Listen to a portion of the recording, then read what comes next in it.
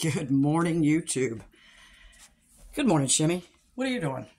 Are you being bad? She's like, I'm bad to the bone. Look, if you're a young adult in America, God help you and everybody else. But if you're struggling with, because drug abuse is like on the rise. In case nobody knows, all kinds of drugs, and this includes marijuana. To me, I never used to think marijuana was a drug or a problem substance. I just felt like it was kind of ridiculous that they put this on the schedule list. But anyway, what I found later in life was that most people can partake and use this substance without any real ill effects. Some people use too much and become lazy, and they'll let their life go somewhat. But I can't really say that, you know what? I mean, there are people that say, oh, weed ruined my life. You know what? If it did, I think that a lot of other things could have. It was just your choice of that to use that. I don't think that it was that particularly. I think that there's a certain brain setup or certain personality type or whatever just something about your emotional maturity that says, I want this instead of that, and that's what you do. It could have been alcohol, it could have been pills, it could have been anything, but for you, this particular person just really liked weed, and it will make you sleep a lot. It can make you just lazy and whatever. So I'm saying the average person can use weed, and it won't the average. So, but we got this subsection I was unaware of. I did not know until I gave birth to one. It will actually send them over the edge, psychiatrically speaking. I had no clue. I was like, what? What? I never heard of such a thing. Anyway, my son's like, Mama, he's back to town. He's like, the withdrawal for weed is worse than cigarettes. I was like, what?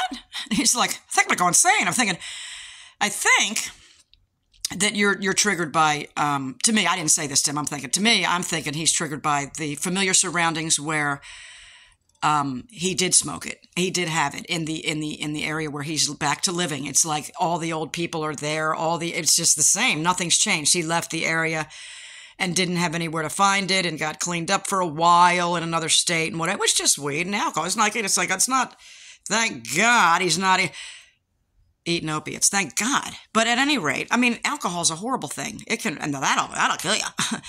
But like I'm saying, I just feel like people's general psychiatric setup, if you have a particular one, weed's bad for you. I find that unfortunate, but I have to admit that it's true.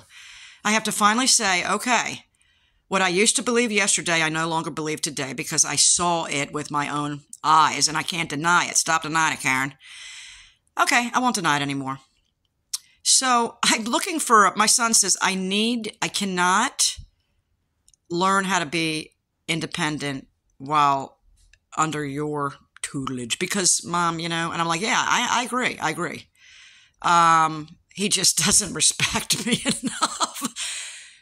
It's too familiar. It's too familiar of the old house, the old high school days, he needs to get out and be responsible for himself. And the only way to do that is a transition home. We've realized this. We've all together realized it. So I'm here looking up, transitional homes for men with mental challenges or psychiatric challenges or mental health challenges along with alcohol abuse or whatever. And I'll tell you what, you can't find one without reviews that say they fucking ruined my life. They freaking wouldn't fill my medication. I lost my fucking mind. Like, these people are fucking monsters. I mean, these are the residential housing. Like, well, they'll lock you up and I'm just going, what? And then I find this other one and I'm like, well, let me look at this one. If you can pass a drug test and an alcohol screening and you're clean, you can come into our program that's going to help you get clean. What? So he's got to live, 30 days on the street not smoking weed or 40, whatever it takes to get out of his system in order to be allowed to get in? Like, first they say, quitting on your own often results in relapse because of blah, blah. Well, then take them in and am I wrong for thinking that's bizarre to ask somebody to be completely clean of marijuana before they enter into a drug rehab program? What? Aren't they all right, YouTube, can we just call me Karen? I'm just a fucking Karen. I'm just an idiot. I guess you're supposed to get clean before you go to rehab. I didn't realize that was a criteria. And no wonder everyone's going insane. You got to get clean before you go to rehab these days in Glen Burnie, Maryland.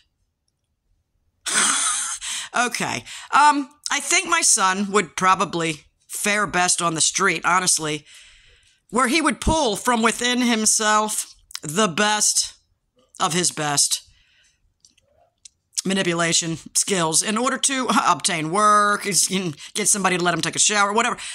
It seems that when he is given a roof and a hot shower, he can't do shit. So he says, I need you to take it away from me. Okay, you got till April 18th there, bumpalicious. Maybe sooner if you act up or act crazy or whatever inside the house or do something terribly dangerous inside the house, then your exodus will be sooner. But he won't watch this. He doesn't look at my channel. If he does, I'd be shocked. He's like, because, listening to anything I say is a complete waste of time because he's heard it all before. Mom. Peace out, YouTube.